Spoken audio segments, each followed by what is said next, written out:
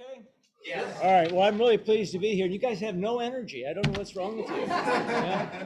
I'm really impressed with the enthusiasm here. Is this a clicker for the? Chad has the clicker. Oh, there he is. Okay. You bet. So, And stay right behind the table, that way they couldn't walk on. okay. So I enjoy doing these presentations. I'll be honest with you, circumstances have been a little bit more stable in prior presentations, and my outlook has been a little bit more certain in prior presentations. Very interesting times, obviously. But I think the underlying fundamentals are pretty good, and we'll go over that today in some detail. Where exactly we are, I didn't put Ukraine on this slide, in part because there's a lot of speculation about what Ukraine is going to do to the economy, and I'll go over some of that. But we'll talk about pandemic, inflation, interest rates, the economy, real estate, where we're heading, and actually I'm going to have some good news for you. Believe it or not, there is some good things out here. The supply chains efficiencies will increase. Use of automation. You probably noticed this already. There's been a dramatic increase in the amount of automation used by everybody in the US. You're going to see some benefits from that. And then productivity is increasing. Talk a little bit about the economy real quickly in Texas. I'm going to skip quite a few slides and I'll highlight the ones I think you should really pay attention to. Pandemic caused changes. We've all seen it. How dramatic are they and how long lasting are they? It's really interesting to me to try to figure out, is this permanent? The desire to own a home, is that permanent? You've seen the benefits of it. How long is it going to last? Candidly, I think it's going to last quite a while. And the reason for that is that we've experienced a real renewal of focus on the quality of life. There are a few people in here that are probably close to my age. I don't think there's anybody that's my age, but that's all right. But if you go back to when I first turned to be an adult, the most primary consideration as a young adult was buying a home. It was your first step to financial independence was buying a home. I knew nobody, I didn't know anybody that didn't try to buy a home immediately as soon as they could. Over the last 40 years, that's dissipated. That has gone down to the point where young people go, oh yeah, maybe, I want to be flexible, I want to be able to move around. Guess what's happened? The pandemic has renewed the sense or the value and quality of life, and people are more focused on buying a home. How real is that change in the quality of life? Look at this slide. This is share of US population retired. And it was on a trend line, and then all of a sudden with the pandemic, it went up. If you want to look at another thing, take a look at this, the monthly quits rate. You hear all the time about people quitting jobs. Actually, people quit jobs all the time, but it went up about 0.7%, which is a pretty dramatic increase. People said, okay, you know what? Quality of life is important. I'm going to look for a place I want to work. I am going to buy a home I can live in, and I have a quality of life. So this is really a profound change. You've seen the benefit of it. Some of the downside, we've gone in debt at an extremely high level. We'll talk more about that. And we've seen some savings. Personal savings rate went through the roof. It's come back down, but almost everybody out there now, middle class and up, has more money to spend than they've ever had in their lifetime. Consequently, they're looking at buying homes. Wages gone up, and this is so crazy. We are starting to see the service sector come back to work. We're starting to see the service sector return. That will take some pressure off of inflation. And I'll show you why inflation's gone up dramatically. And then cash and short-term investments by companies. American companies have more money right now than they have ever had. We are loaded. We have the ability to invest and grow in an unlimited manner. Now, we got issues like inflation, the pandemic, Ukraine war, a few things holding us back, right? But the American corporations are better suited right now than they have ever been. Wealth effect, take a look at this. Financial assets have gone up dramatically. Personal consumption has gone up with it. So we've seen some real benefits from the pandemic in certain ways, right? And we've also seen the ability of Americans to have capital to dispose of.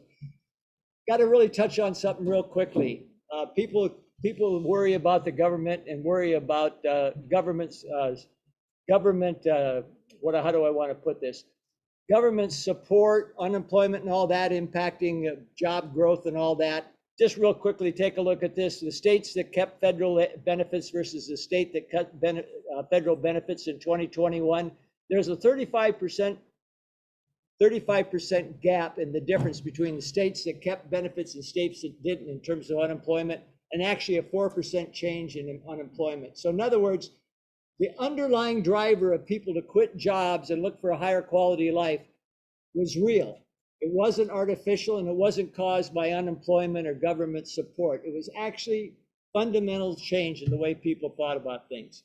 Inflation, hey, if you're not scared about inflation right now, you're not paying attention. Inflation has gotten very, very serious. I'll show you why it went up, but the Ukraine war has really exacerbated the problem. It's created a lot of uncertainty.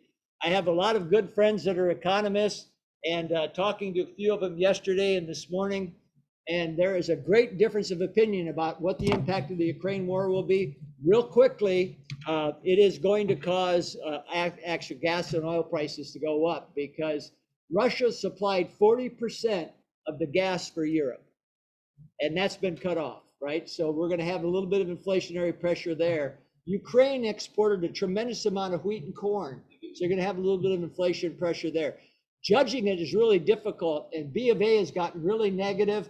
Goldman Sachs is sort of in the middle. Some other people say it's not going to make a difference. It will exacerbate the inflation. Inflation will stay with us a little bit longer than we originally expected, and we'll talk more about that in a second. The one thing that does need some attention here is the amount of expenditures, personal consumption that's occurred. You can see here that the personal consumption expenditure index has gone up dramatically. You take out food and energy, not quite so much, but we got an inflationary problem, don't we? Anybody hear about it? It's kind of like a nonstop subject, and people are really worried about it. And you can see here, look at this, annualized change in consumer prices, goods versus services. I want to really make an important point about this. What caused the inflation is we had money and we couldn't go out and spend it, so we got online and bought things. There is a FedEx truck in my driveway every morning. I am stunned at how much stuff that has been bought. And take a look at this. This is consumer spending. Take a really hard look at this, because this is what caused the inflationary cycle. Look at the amount of money spent on goods versus services because of the pandemic. Pandemic happened, services stopped because you couldn't go out, you couldn't go to restaurants, you couldn't do things. So what did you do? You got online and bought things, right? And look at the consumption of goods versus services. So you buy these goods, they're from overseas, so they clog up the supply chain, which exacerbates the problem, right? So you're spending all the money on goods, it takes longer to get them, they cost more money. It's called inflation. Services, not so much. So as we return to an economy where we can go out and enjoy services, that will take some of the pressure off on the inflation. And you can see here, consumer prices, durable goods versus wages. Goods went up real fast, wages didn't, but wages are going up. And I'll show you again in a minute why so much. Trade deficit, we're running a big trade deficit. We'll continue to run a big trade deficit. I think it was like 86 or 87 billion last month.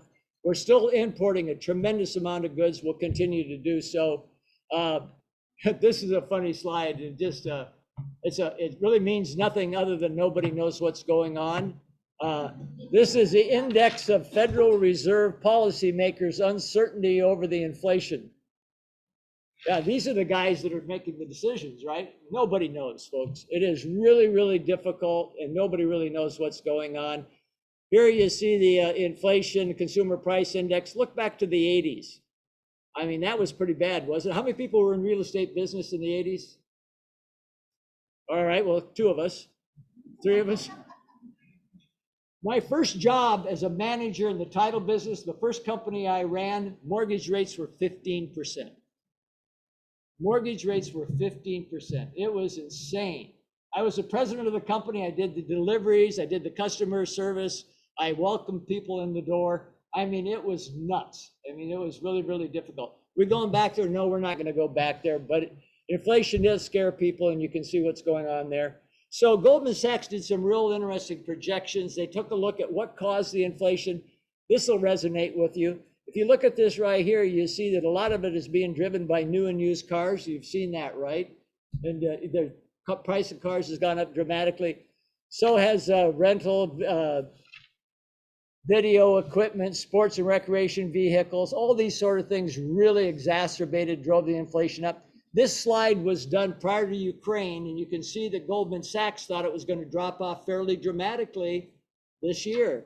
And looking at the projections, they were showing the red on the bottom is the prior slide, and you can see they were showing that inflation is going to come down fairly quickly. I'll tell you right now, in my opinion, inflation will come down this year, but it won't come down as fast as we had hoped or as dramatically as we had hoped. We're probably going to get down under 3% by the end of the year.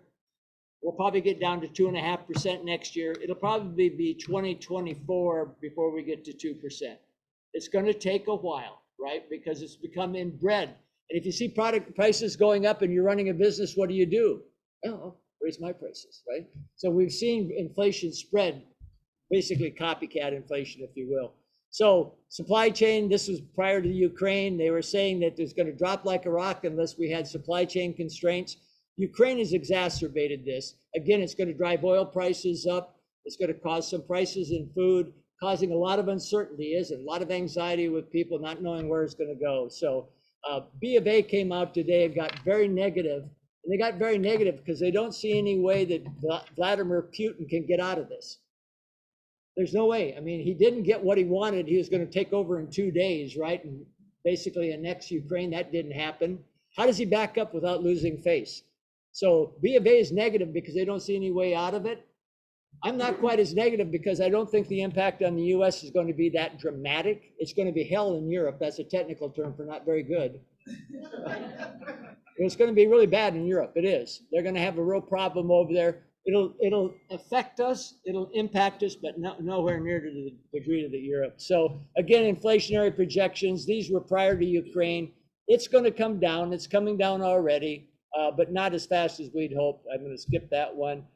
One thing I want to point out, has anybody heard the term stagflation? Yeah, right. You hear people talking about stagflation, worried about stagflation. There is a huge difference between where we are now and where we were in the 80s. Yes, M2, which is M2 is a term that is used to include all financial instruments, cash, credit cards, everything. M2 right now is back to where it was in the early 80s. So that means there's a tremendous amount of money out there. And most economists will tell you if you got a lot of money, too much money out there, that causes inflation because you're chasing the same amount of goods or fewer goods, right? So people are worried about M2 causing stagflation because we have so much money out there. You hear it all the time. What is different, and look in this slide, and this shows you what's different. You go back to the great inflation of the early 80s, and you see that you had tremendous consumer price increase, but look at the GDP per person, the economic impact on a per person basis. And look at during the Great Moderation, look at the post-financial crisis. All these, you had inflation and you didn't have a corresponding growth in the economy. Look at where we are on the COVID. You've got inflation, but the economy is actually doing very well, isn't it? The economy has grown on a per person basis. What I'm trying to say in a cumbersome manner is stagflation isn't going to happen. We're not going to have stagflation. We have a growing economy. I lived and worked through stagflation, and it was hell on wheels, wasn't it? It was really bad because there was no economic growth. The only way you could make money in the early 80s was to raise your prices. The only way you could give your employees a raise was to raise your prices. That was called stagflation because there was no economic growth. There was no globalization. There was no world economy that worked together. So the only way you did anything, the only way you could actually increase anything was to raise your prices. That was stagflation. This is not stagflation. We're not going to see stagflation. So interest rates, the Fed has spent a lot of money. They were spending 120 billion a month, 80 billion buying treasury bills, 40 billion buying mortgage-backed securities, creating stimulus to keep the economy going during the pandemic. And they ran up, well, look at their balance sheet. They ran up a tremendous amount of acquisitions and increased their balance sheet a huge amount. So what's going to happen now? The Fed started tapering their buying. Their buying of treasury bills and mortgage-backed securities is over this month. They're done, okay? and they're going to start raising rates. They're going to raise rates 25 basis points on March 16th. Count on it. They're probably going to raise rates another 25 basis points, probably at least 5 more times. I'm thinking 5 to 7 times. I don't see it going 50 basis point, and I don't see it going on for a long time because I don't think it's going to be necessary. But what does scare me and what really creates an interesting point of conversation among a lot of economists is what's the Fed going to do with this balance sheet? How are they going to get rid of this balance sheet? They're not in the business of having all this money on a balance sheet. So they're going to have to unwind their balance sheet. Are they going to do it the second half of the year? A lot of economists are concerned that the Fed's going to start selling treasury bills and mortgage-backed securities the second half of the year. That would not be good, would it? So we'll see what happens. I think they will unwind their balance sheet, but I think they'll be careful. You can see they were careful after the Great Recession. They acquired the assets, but didn't spin them off right away. So let's hope that's the case. Federal net debt, look at this. This is the total amount of debt. We're basically at 100% of our annualized economy in federal debt. The last time we were here was World War II. That's a lot of federal debt, folks. We have a lot of federal debt. And you can see this, federal debt has skyrocketed. They're showing 123%. This is all government debt all in. A lot of debt out there. Why do I make a big point out of this? If the Fed raises rates a lot, does that impact the federal debt? And if you got a $23 trillion worth of government debt and you raise interest rates 1 percentage of interest, how much money is that? Well, that's about 230 billion, right? See what happens if the Fed raises rates a lot. So there is going to be this push on the Fed. And I say the Fed's going to click rates up 5 times to 7 times. That'll be it, because otherwise they're going to put the government in a really bad place, aren't they? The government's not going to be able to afford interest rates going up a lot. But we have a little bit of an issue here, so it's going to be interesting to watch. So the cost of paying investors back so what's happened here? How did we get all that debt? Because interest rates went down, and the cost of maintaining that debt was like what it was in 1970 when we had a lot less debt. So it was a little bit like going into a candy store and having a lot of money. You know, you can eat as much as you want. Federal government is very, very, very much in debt. Now, do we have to pay it off? No, but what we have to do is probably keep it where it is and let the economy grow. So as a percentage of the economy, it's less, right? And as the economy grows, the government gets more income, revenue coming in.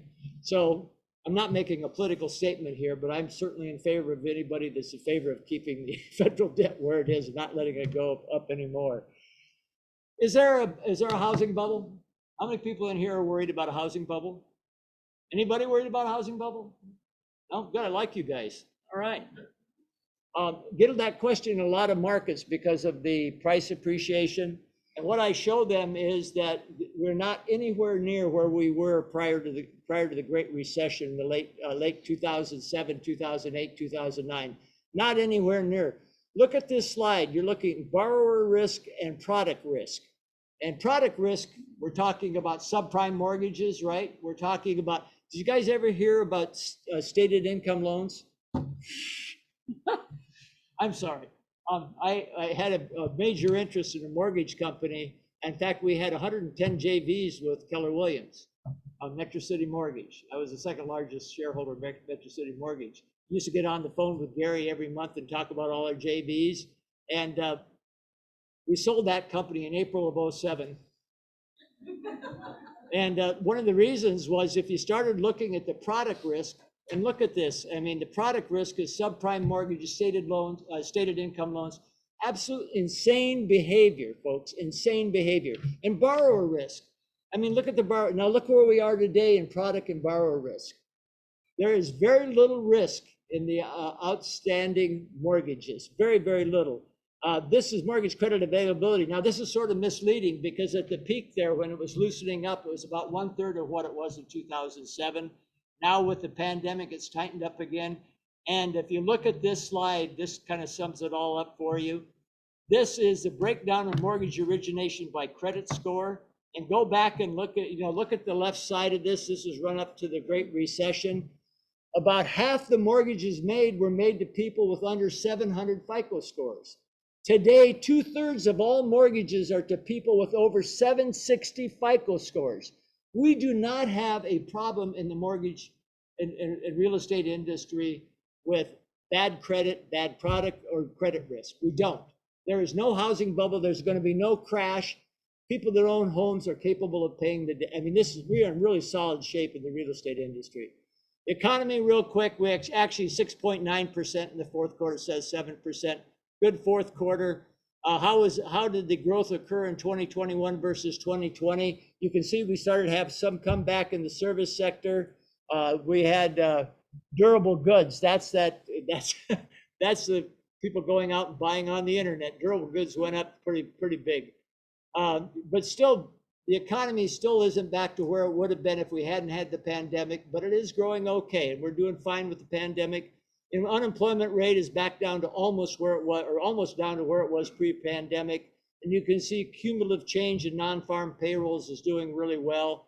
Now, this is an interesting slide, and this really goes to the underlying problem we have.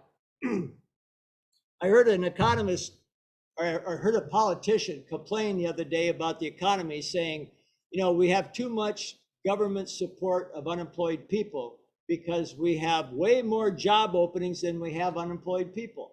And you see that on this slide, but guess what? Look at 2018 and 2019.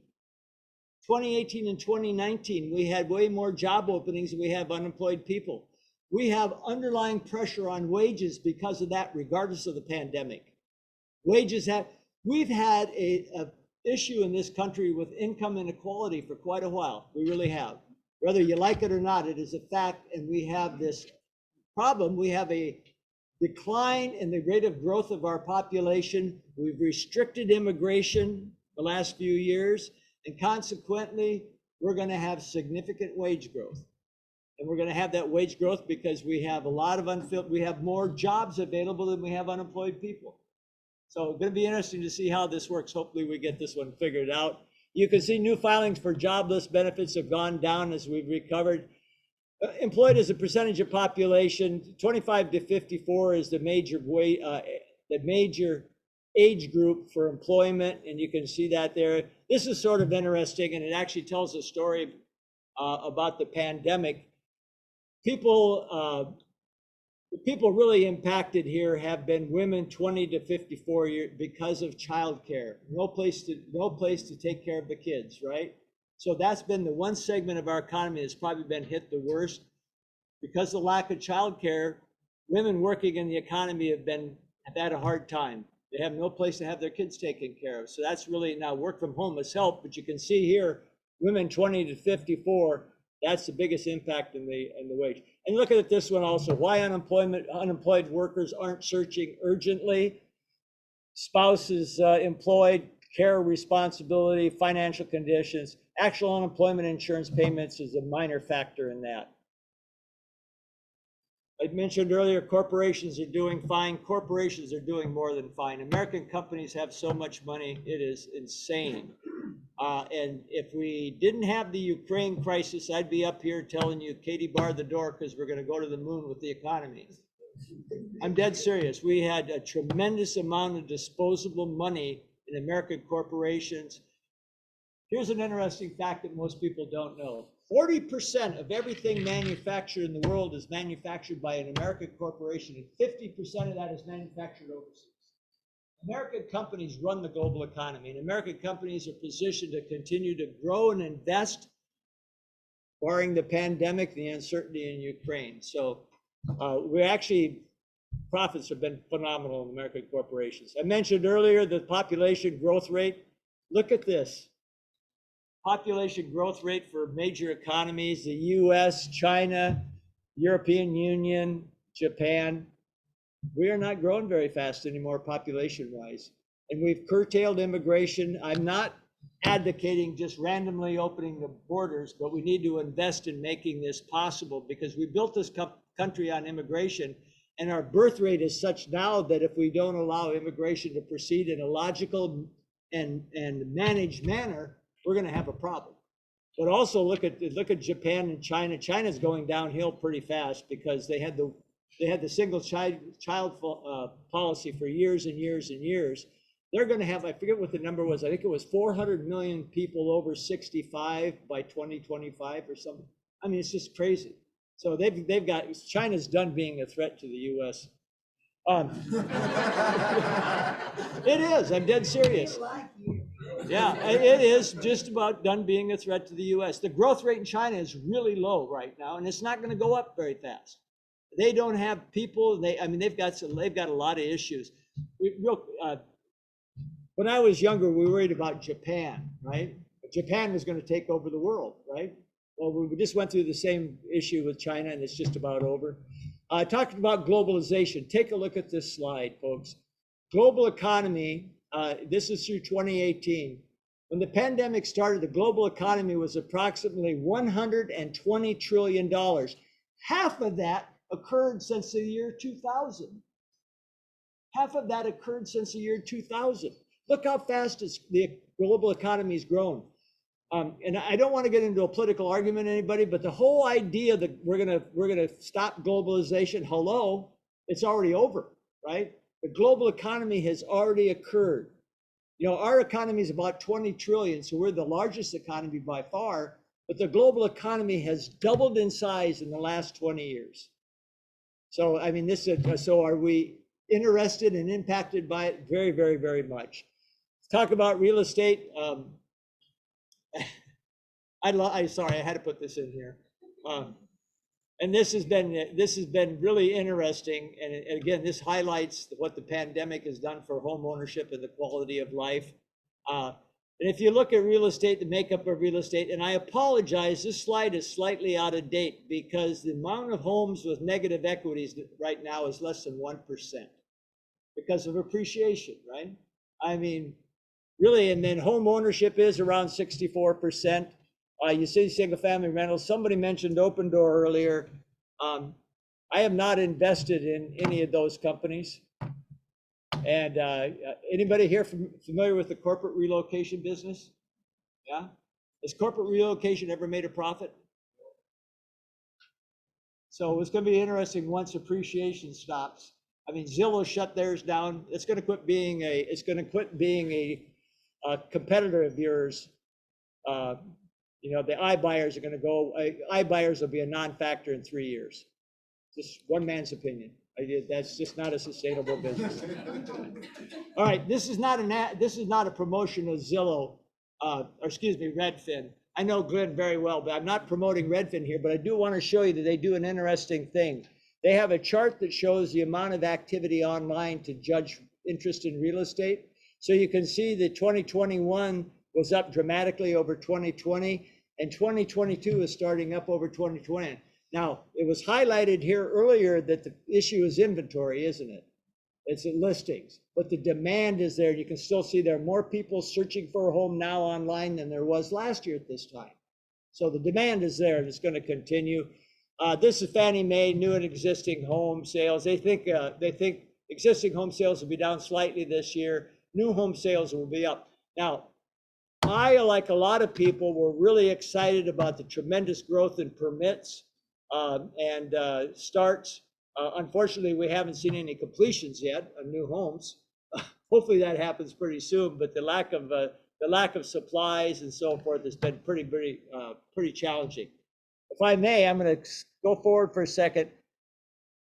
I hate the Case-Shiller Index, one man's opinion. This was developed by a guy named Alan Weiss, who's a friend of mine. It used to be called the Case-Shiller-Weiss Index, then they sold it to S&P and they changed the name to Case-Shiller. I was on a panel with Robert Shiller, who's a very, very bright man. He can't even spell real estate. I mean, he's so smart that if you're in an elevator with him, you start talking to him, your brains melt and roll out your ears. I mean, he's a brilliant guy. I mean, he's just as smart as can be, but he doesn't understand real estate. The Case gentleman did, but he's gone now. This is a piece of crap. Let me rephrase that. I don't like this index. And I'm going to show you why. Let me go back to the prior slide. So this is median sales price of existing homes by area. And you look at this and you go, wait a minute, they're not all moving up at the same rate, aren't they? Well, let me tell you what it is. So US as a whole, median sales price of existing homes for the United States as a whole last year was 15.8% increase. Not 20 like Case-Shiller, but 15.8. And this is a much better barometer of where we're at. But look at it real hard. It really varies by area. The Northeast only went up 6.3% last year. The Northeast only went up 6.3%. The Midwest went up 10%. The West went up 8.4%. The South went up 20%. So when people say, well, yeah, house prices went up 20% last year, no, they didn't. The median price went up 15.8%, and depending where you are, if you're in the Northeast, they went up 6.3%. Now, you folks are in a very good place. Texas is a very strong economy. You have people moving here, but you have an underlying very strong economy that will continue. So enough of that. Booming demand is reduced, so you know the supply of homes is down. This is just, you can have these slides and take a look at it. And then at the end of last year, we were 19 days on the market. Purchase mortgage originations, 1.61 trillion last year, all-time record. This year, they're going to be a little bit down, but not much. My gut right now is that existing home sales will be down about 7.5% to 8% this year. About 7.5% to 8%. New home sales will be up, depending on if they can ever finish a home. You know? And you look at this. So this one shows you exactly what I'm talking about. Permits are up, starts are up, and completions are flat. And I have some of my daughter's significant others are in this industry, and it's maddening right now. I mean, homes are taking forever to build, partly because the cost of the goods, lumber and so forth, but also partly because of wage and availability of workers. So here's a number for you to think about. From 2010 to 2020, we underbuilt 1.6 million homes. I mean, we underbuilt demand by 1.6 million homes. Household formation created a lot of people looking for a place to live. Between multifamily construction and single family construction, we've underserved the demand tremendously. Single family, we were short 1.6 million homes. We get this fixed, so we're actually finishing homes in a reasonable amount of time, 90 to 120 days, kind of like they used to be. It'll take 3 to 5 years to get balance back between supply and demand. Supply driven by new construction, demand driven by household formation. We have the second biggest bubble in population coming into first-time buyer age we've had in the history of this country. First one was boomers, now millennials. And it's a tremendous amount of people coming into first-time buyer age and no homes to buy. So demand is going to be with us 3 to 5 years minimum. If we catch up on home building, I don't even think we'll catch up in 5 years. So you're in the right industry for as far as I can see. There's going to be demand, problem is supply. Supply will increase as we get some of the material issues worked out so we can finish homes. So this shows all units in single family and how it's coming back up. Look where it was prior to the Great Recession, and we're slowly recovering. And this is permits by state. This is the end of the year versus the end. This is for 2021 versus 2020. I mean, the amount of permits went through the roof, up 20% across the board.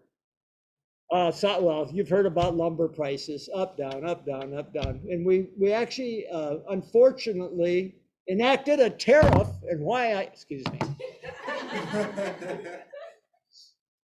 So how many people here have heard of Smoot-Hawley? All right, Smoot-Hawley. Smoot-Hawley were legislators back in during the Great Depression. And the Smoot-Hawley tariff is credited by economists with creating the Great Depression. And what happened is we were having a recession, the global economy slowed down, and a couple of idiots in Washington named Smoot and Hawley decided we should level tariffs against 32 countries. And that put us over the edge into the Great Depression. Yet we still come up with tariffs have never worked, folks. There is no evidence. You can't find me an economist that will tell you or tell me that tariffs have ever worked. And yet we implement them for political because it makes people feel good and it gets you votes, right? We got to get rid of the tariff on lumber. That's just idiotic. But Smoot-Hawley never worked. I'm sorry. Shelter inflation. This is a Goldman Sachs graph, and what they do is they monitor about 4 or 5 different sources of rental rates, and rental rates went up 5.5%. Why did that happen, do you think? Was there all these people looking for a home or looking for an apartment that weren't looking for an apartment prior to the pandemic? Or do you think maybe this had a little bit to do with inflation? Hey, let's climb on board and raise our rates because rates are going up. Yeah, I think we're going to see when construction gets back on track, if we see new homes being built, I think we're going to see this drop also. So we'll see what happens. So where are we heading real quickly? Supply chain efficiencies. We're going to benefit from this, believe it or not. We're going to benefit from it because we're going to get more efficient in our supply chains. We're going to become more automated and we're going to become more productive. Supply chain efficiency. So in December, this is a Goldman Sachs graph. In December, they had it at 10. The supply chain congestion was at 10. It's at 7 now. It's already improved fairly dramatically just in a couple of months. Now, you don't hear about that from the press, but it has. It's actually improved. The other thing that's sort of interesting, this is a Drewry World Container Index cost. That's it's still above 9,000, but it's starting to come down. This is container ships waiting in Los Angeles. It peaked at 110. It's down to 69 now. So it is starting to unbuckle a little bit. The thing that excites me is last year we invested $25 billion in technology around supply chain. $25 billion in technology around improving the supply chain. The supply chain will improve. And you see that we've seen drop in, I don't know why I put this in here, hot rolled steel. I mean, everybody cares about hot rolled cold steel prices. They came down a little bit. Automation. This is an interesting slide because this shows you the impact of the pandemic, working at home, and what's happened. It's going to be of their interest. You see that looking in 17, 18, 19, and then the COVID era, the share of digitized products and services in dark blue and the share of customer interactions that are digital. This was done in July of 2020, about 4 months after the pandemic started.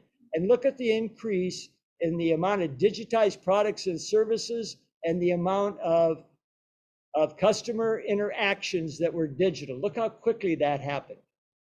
So I heard a couple comments prior to my speaking about technology. Get yourself really up to speed on how you can use technology. We have a marketing technology director that'll help you use Google and other sources of technology. You could create a much bigger footprint using technology. And the American consumer now uses technology. I mean, we buy online. By 2025, 30% of all retail sales will be online. So Uncle Pat's not investing in any shopping centers. I'm going to tell you, I own a lot of warehouses. I'm going to own more warehouses because e-commerce will be 30% of all retail by 2025. The American consumer is using the computer. Your effectiveness, your ability to sell, your ability to service your clients will be really enhanced if you use technology and learn how to use technology. So really encourage it. Productivity, I'll go through this very quick. Productivity has gone up because of this. And you can see here, this shows information services, finance and real estate, and professional business services, how much productivity has increased since the pandemic. It really kind of surprised me, but we've seen a tremendous increase in productivity. And you see here, information technology is off the charts. Professional services have gone up. We're seeing technology and productivity really benefit and supply chains benefit. When this pandemic is over, we are going to have a much more efficient global economy and the ability to use technology to affect it. And this is just real quickly, look at this, fewer in-person sales staff, things that increase productivity, reduction in commuting time, 600 million hours per month, reduction in commuting time because of the pandemic and using online work from home. Home offices, save businesses 900 billion, IT equipment 300 billion. I mean, it's just crazy what happened here. Talk about the outlook real quick, and this is kind of fun. This is a survey done in December. 3 times as many individuals with 5 million net worth own 1 to 5 million in real estate compared to 2019. Wow. 77% of Americans reported they would rather invest in home ownership than spend it on a vacation. You got to be kidding me. Okay? 82% of unmarried Americans surveyed, 85% of all females would rather invest in a home than pay for a big expensive wedding. 41% of college graduates are likely to select owning a home as a more important goal than paying off student debt. Wow. 42% of Americans identifying as Hispanic say owning a home is their most important financial goal. 45% of Gen Z and millennials between 18 to 44 say owning a home is an important financial goal. This is a profound change in the way we look at real estate. So there's been some real benefits to this. Consumer debt, real quickly. Great recession, consumer debt, household debt as a percentage of disposable income got up to almost 118%. That's insane. American consumer has been pretty smart about managing their debt compared to the government, right? I mean, we've really got ourselves in a good situation here. And then debt by product type, a lot of worry about auto loans and student loans, and they do impact people 18 to 29 fairly severely, less so 30 to 39, and then pretty much a non-factor over that. So we do have some impact from student loans and auto loans. I don't think it's going to hold us up too much. And then home equity, or equity in homes, gone from 14 trillion in 2009 to about 23 trillion now. So it's really benefited Americans' personal wealth. Fannie Mae, they're very optimistic about the resale market going all the way through 23. Refis have slowed down fairly dramatically. Our business, real straight up, our business, sales are down 7% year to date from last year. Activity level's the same, but again, it's the inventory thing, right? Just getting things done. Refis have dropped like a rock. We've refied a lot of business. Resales will be good for the next couple of years. And then this is National Home Builder, and home building is up fairly dramatically, and they see it continuing to be really good for the next few years. And I think it's going to be very good.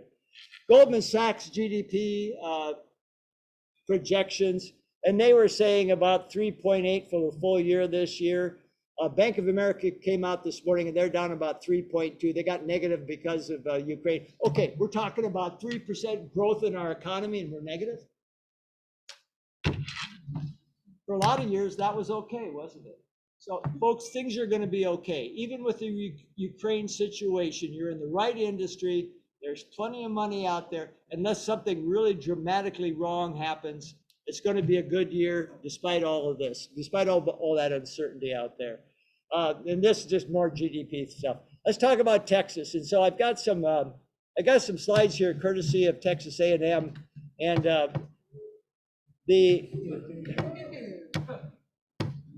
said the right thing for somebody. So you know, this shows building permits, and you can see Austin Round Rock has gone through the roof. San Antonio is up. Houston is doing better than San Antonio. Not quite to where you were before the Great Recession, but getting back to. Now this is slightly dated, but it shows good trends. This is home sales in San Antonio. Okay, one thing I want to really stress here, I got to ask, I don't know if it was last night or we were in San Antonio or yesterday we were in Austin. I got asked by somebody, why am I optimistic about Texas, or am I optimistic about Texas? We opened 11 offices in Texas in the last 6 months. And the reason for that is because we are optimistic about Texas. You guys are in the right place, and I mean that. You are in the right place. What do I look at that gives me assurance that this real estate market is not just a flash in the pan or trendy, that it actually has substance? One thing I look at in every market is how fast the different price tiers go up. If you look at a market like, I live near Lake Oswego, Oregon. Lake Oswego, Oregon, the top tier has gone like this, the middle tier has gone like this, and the lower tier has gone like that. Is that sustainable? No, it's not. It's basically a short-term, rich people buying homes, right? There are some markets where the low tier has gone up and the middle tier and the high tier are flat. Is that okay? Yeah, that's okay, but it's not going to last very long because that's a surge in job or some economic growth. It's not good, you know. Basically, a lot of people that have money are not moving or not buying, right? Texas is one of the few markets that I can find in which every major city, each price tier, high, middle, and low, are all going up at basically the same rate. And folks, that is hugely encouraging. That means that not only do you have people with money moving here, that means that people are here that are earning a living are stepping up. And that also means that you have economic growth because people with lower income are able to buy our homes, right? You have the perfect match economically in Texas, and you're in the right place. You can see it here. This is the San Antonio New Braunfels. You can see all the indexes are moving up. Here's Austin home sales. Look at Austin. The tiers are going up, even though Austin has really sort of gotten hot. But they're all going up, aren't they? They're not just the high end going up. And then here's Houston, and look at the Houston. Yeah, they're all going up. Yeah, we've had the low tier go up more than the middle tier and the high tier, but they're all moving up in concert. You are in the right market, folks. This is a very good, sustainable market for real estate. Single family housing construction permits. The blue line is the United States, the red line is Texas. That's encouraging, isn't it? You guys are in the right place. Now we're seeing the downturn there of the pandemic, but the trend line continued. And then major metro single family housing construction permits broken down. And you can have a copy of all these to look at, but Texas is really in the right place. Major market existing homes, and you guys know this better than I do, there's no inventory. Total housing sales, again, very, very good. Residential lending and construction, yeah, this is mixed but good. Employment growth rate. The black line is Houston. You can see what happened when oil went bad, right? A real funny, quick story. So I owned 110 oil wells in Kansas, and when I bought them back in 1999, performed it at $20 a barrel. It's a good deal. And the check started coming in, and I said, oh, hey, hon, you used to work, and then we got married, and this is always kind of a stressful thing. So why don't you just take the oil checks? They're yours, right? So in 2004, when oil went up over, what was it, $100 in 2004, the checks coming in every month used to be the size I dreamed about making in a year. One night at dinner, I said, honey, those oil, they're mine. They're yours. They're yours. So everything was fine until 2015, right? One night I'm working in my office, my wife comes in and she says, honey, these oil checks are getting a lot smaller. I said, well, that's because the price of oil went down. She looks at me, she says, I don't care, you need to make up the difference. It works pretty well. I got a very healthy marriage. I'm in charge of making money, my wife's in charge of spending it. So major metro existing homes on market, this is same everywhere, but really pronounced here in Texas. And again, you get these slides and can take a look at them, but things are really encouraging to me. And look at this. This is days on market. This is the end of the year. Days on market and days to close. And Houston was at 66, which is the just slightly behind San Antonio.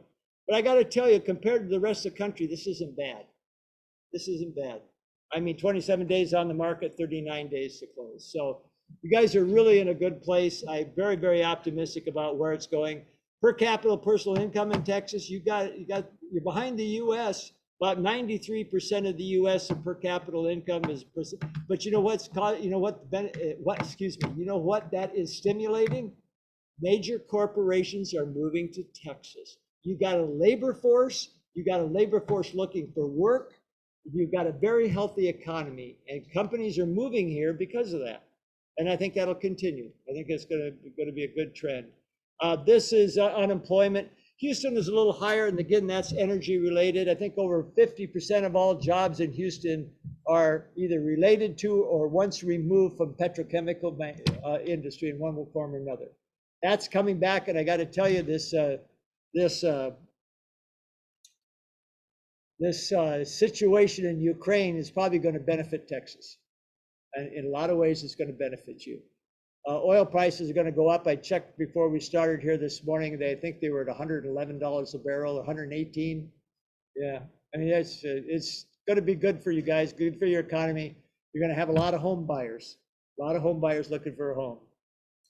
This is just a list of companies in Texas. You can take a look at that. Population growth, just steady. So things are good here. Over the year change in private industry. Oh, this is sort of interesting. This is Dallas, but this shows what's happened. And the reason I show you this is because take a look at this slide. This is over the year change, net change in total non-farm employment of the 12 largest metropolitan areas. And look who ranks 5th, Houston, Texas. You are in the right place, folks. This is really, really good. Here's my economic outlook, and this is a guess. I'm going to just tell you honestly, it's a guess right now because of all the uncertainty. You know, 21, 5.7, 22, 4%. I'm a little bit more optimistic, and I'm basing that on the fact that companies have so much money. The US has moved far enough away from the Ukraine situation that we're going to end up supplying Europe with a lot of things. Oil from Texas. I mean, this is going to be, I mean, it's going to benefit us a lot of this. So I'm thinking 4% this year. Labor market, we're almost back to pre-pandemic. Fed will start tapering in December. They did that. And then they'll announce their first increase of March 16th. I think 5 to 7 at the most. I just don't see it going up more than that. And then COVID, you know, this is up and down. Biggest risk, everybody's worried about there being too much money. I'm not yet. If we could get there, if the Fed raises rates, if the Fed, how do I want to put this? If the Fed wasn't totally aligned with the government, the Fed would raise rates too much and we'd have a problem because there's so much debt out there, the expense would go up. I don't think that'll happen. The Ukraine situation, I hope there's a way out of it. I really hope there's a way out of it fairly soon so we can put that behind us. 90% of the impact of the Ukraine situation on us right now is the news and the anxiety that it causes, right? Because you don't know what's going to happen. You just don't know. And of course, the media, who's trying to get your clicks or eyeballs, hey, watch out, watch out, watch out. So it's crazy. Hope that abates somewhat so we get a little bit more rational. Key risk and challenges, obviously, any more variations of the pandemic. Investors' optimism is high. It's starting to get a little concerned, but I still think it's very, very good. Inflation could overshoot, but thanks to aggressive policies, I think the Fed will keep that from getting out of hand. Low rates, mass leverage, and debt issuance. Mortgage rates will go up. We're going to probably see 3.75 to 4 this year, pretty sure. 4 to 4.5 next year, and then 4.5 more in 2024. Residential real estate will stay strong. Price appreciation will return to 3 to 5% in about 3 to 5 years. Okay, it's going to take a while, but we'll get back to a more rational price appreciation. And demand will exceed supply for as far as I can see in the future. So, questions? Sir.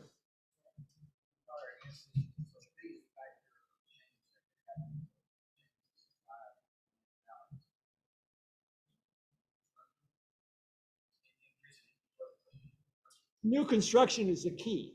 I mean, that is it. If we can get homes being built in 90 to 120 days, the desire's there, the builders are ready. I've got a lot of friends that are big construction companies. They want to go. They've got to be able to get supplies, and then they've got to get dependable labor sources, right? As I showed you, permits are up dramatically, starts are up. There's a home I go by fairly frequently. It's about a mile from my house. I drive by it. It's been under construction now for 9 months, and it's a medium-priced home. That's crazy, isn't it? Of course, the longer it's under construction, the more the price goes up too, right? So the key here is new construction. We've got to get home building back on track. The desire's there, the ability's there. We get that going. 3 to 5 years, we start getting some balance. Probably 7 years before we're back to a normal rules. Folks, we have not been in a normal real estate market in 13 or 14 years. Well, actually longer than that, probably about 20 years because it started going up fast. But we get back to supply demand balance will be okay. But it'll be 3 to 5 years before we start seeing it. All right. Thank you.